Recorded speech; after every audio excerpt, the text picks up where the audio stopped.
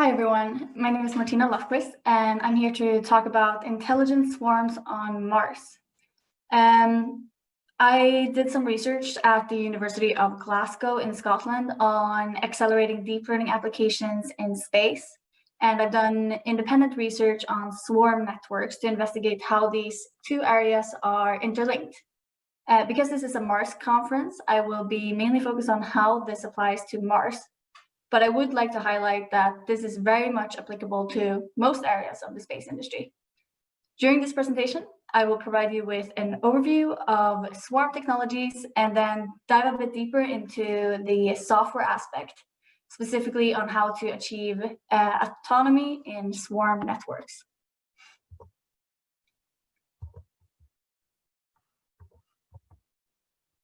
So just to give you an overview, there's been significant investments made by governments in the development and demonstration of intelligent swarming. Much of this research has been focused on adaptive tasks and agent allocation, with swarm networks as a tool for achieving complicated behaviors. Similar to how animals use swarming behavior as a method to gather information, rovers on Mars can study areas more effectively by working cooperatively. Supervisory control, where humans monitor these systems by sending high-level commands, is not preferable since teams on Earth would have to constantly manage these robots, as well as issues relating to latency, because we're talking about Mars. So in order to develop robotic systems that can complete certain mission tasks without human intervention, the robots need to be able to operate autonomously. So small robots operating in intelligent swarms require powerful devices. And I will go into that a little bit later on what types of devices I'm suggesting here.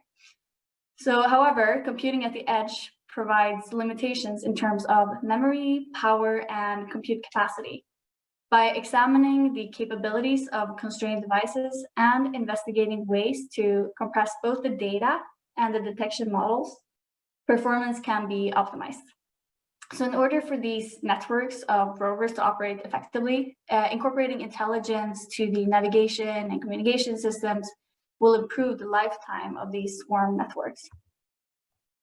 So the future of Mars, we're all here today because we are interested in the future of Mars, whether it is because we are working on projects related to Mars missions or just out of pure interest.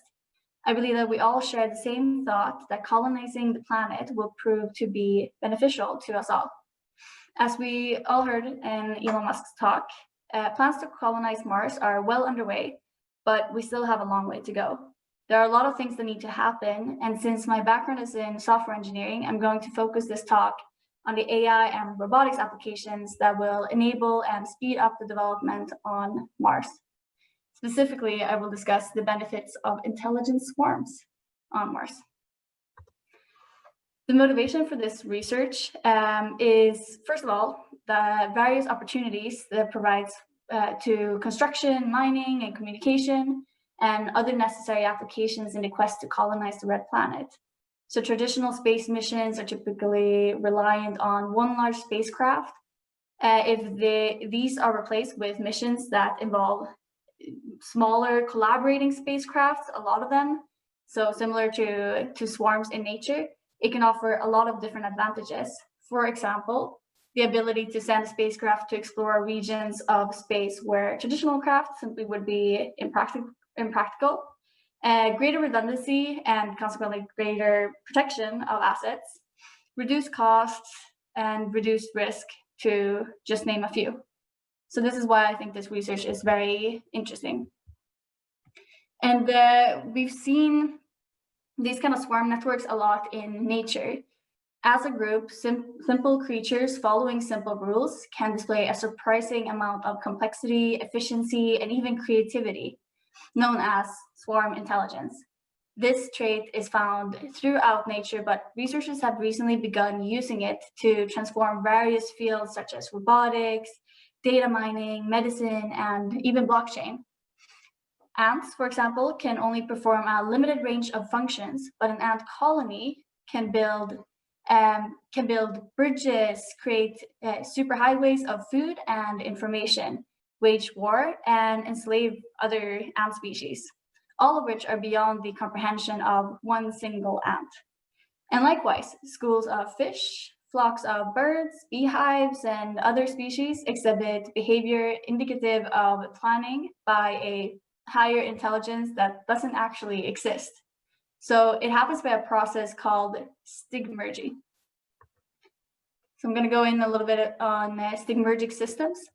These systems, simply put, a small change by a group member causes other members to behave differently, leading to a new pattern of behavior. So when an ant finds a food source, it marks the path with pheromones, and this attracts other ants to that path and leads them to the food source and prompts them to mark the same path with more pheromones. And over time, the most efficient route will become the superhighway. As the faster and easier a path is, the more ants will reach the food and the more pheromones will be on the path. Thus, it looks as if a more intelligent being chose the best path, but it emerged from the tiny, simple changes made by individuals. So what does this mean to humans? Well, a lot. In the past few decades, researchers have developed numerous algorithms and meta-heuristics, such as ant colony optimization and particle swarm optimization, and they are rapidly being adopted. So let's take a little look at this. So a swarm of robots would work on the same principle as an ant colony. Each member has a simple set of rules to follow, leading to self-organization and self-sufficiency. For example, as you see here in the video, researchers at the Georgia Robotics and Intelligence Systems, GRITS, created a small swarm of simple robots that can spell and play piano. The robots cannot communicate, but based solely on the position of surrounding robots, they are able to use their specially created algorithm to determine the optimal path to complete their task. And in this video, they're playing some music. So an example of this swarm network applied in real life is swarms of drones. The University of Cambridge, together with another university, unveiled their idea for what they called the energy neutral Internet of Drones, to enable enhanced connectivity between drones by overcoming energy limitations for autonomous and continuous operation. Amazingly, this drone swarm would take initiative to share information or energy with other drones that did not receive a communication or are running low of energy, which is really interesting. And we can see many applications for these types of drone networks, such as in the entertainment industry, where drones are used to create formations in the sky, as we saw in the 2018 Olympics. We also see these types of applications in the space industry. When we think of space exploration, we tend to think of astronauts being hurled through space in rockets and shuttles. And while this vision is certainly accurate to a point, it tends to overlook the fact that the majority of space exploration is performed by robots, and for good reason. Not only is it cheaper to send robots to other planets, asteroids, and in the depths of deep space, it's also far less risky. And someday, thanks to advances made in swarm robotics and hive mind algorithms, space exploration could be done using thousands of tiny robots designed to work as one. For example, this is the reason why NASA created the Swarmathon Challenge, a $1.8 million incentive competition designed to foster the development of robots capable of exploring and working together, as you see in the image here to the left. So one of these missions proposed by NASA is the Autonomous Nanotechnology Swarm, or ANTS, mission that will explore the asteroid belt using 1,000 cooperative autonomous spacecraft. Another example is the Mars bee. This is a swarm of flapping wing flyers, similar in size and look to bumblebees, and the idea is that they would be completely autonomous and dispersed from a nest, such as a mobile base rover, to search for digital food. Then they will return back to the nest to recruit others back to that food resource, similar to what I explained earlier in regards to the ant networks. According to NASA, the low Martian gravity reduces the power requirements for generating lift, which is a huge advantage to these Mars bees. It will take some time before we see swarms on Mars, but we already see some applications of these types of networks in orbits around Earth. And that is, of course, satellite constellation networks. So some constellation networks make use of inter-satellite communication systems to enable the satellites to cooperate. For efficient inter-satellite communication, the satellites need to be optimized in terms of size, mass, and power, as well as cost. Novel and efficient design techniques for implementing the communication systems are crucial for building multiple small satellite networks with capability for achieving significant data rates along the inter-satellite links. The good news is that we already see a massive shift in the satellite market towards smaller yet highly efficient satellites. Hardware components are becoming more sophisticated, and we can do more with less. Smaller but powerful computers are key to this change. So I want to dive a little bit deeper into this specific area, and that is edge computing. Running deep learning networks is a computationally expensive process. The networks can be accelerated by using a graphical processing unit, otherwise a GPU. These devices are good at handling specialized computations that can run in parallel. By dividing a task into independent smaller computations that can be carried out simultaneously, a GPU is perfectly suited for neural networks. So NVIDIA and AMD are two companies that develop GPUs. They are now one of the core components of deep learning. And the NVIDIA Jetson platform powers a range of AI applications for computing at the edge. The platform is compatible with many of the major deep learning frameworks, and NVIDIA provides tools such as CUDNN and TensorRT to use them. Edge computing brings the computation and storage of data closer to the device where data is being gathered. The advantage to edge computing systems is, of course, that they provide reduced latency and increased bandwidth, but at the expense of capacity and dependability. So in the space industry, GPUs have been mainly tested on the surface level. So NASA uses NVIDIA GPUs for astronaut training in combination with VR techniques, as well as for running simulations in preparation for future human missions to Mars. Some laptops on the ISS have an integrated GPU for extravehicular activity preparation. And in addition, SpaceX used the NVIDIA Tegra processor for powering touchscreens on the Dragon V2 capsule to control the ship. The processing environment for spacecraft computers is very, very different than on Earth. Putting computers in space is challenging due to radiation threats from solar flares or cosmic rays, but that have the power to bit flip and can trigger glitches. But there are a lot of advances happening in this area, specifically for space applications, which is great to see.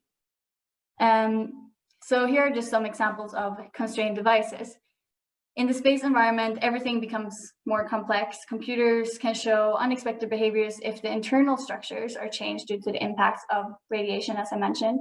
But furthermore, deep learning applications are typically run on the cloud with powerful GPUs that speed up the processing. However, in the space environment, devices are limited in terms of this power. And considering the vast increase in cost of sending a bigger and heavier satellite in space or rover, the size of the edge computers matters a lot. Therefore, to perform autonomous processing of data, the devices must be carefully considered.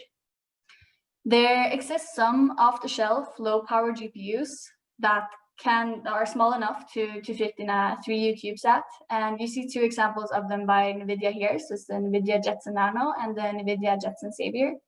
The low-power constraint provides another challenge, as the device may be limited in the number of and size of operations it is able to perform. This means longer execution times for processing the data. So now I want to go in a little bit on data compression. Running large amounts of data through a network on a constrained device can take up a lot of the available RAM. In some cases, it could cause the device to completely run out of memory, which could lead to mission failure or loss. Another issue is that the processing time could be very long. And a way to handle the problem with memory consumption and processing time to optimize the neural network or to modify the data is by optimizing the neural network and compressing the data. So there's different compression techniques that can be utilized. And this is something that I performed some research on and will go in to some degree into.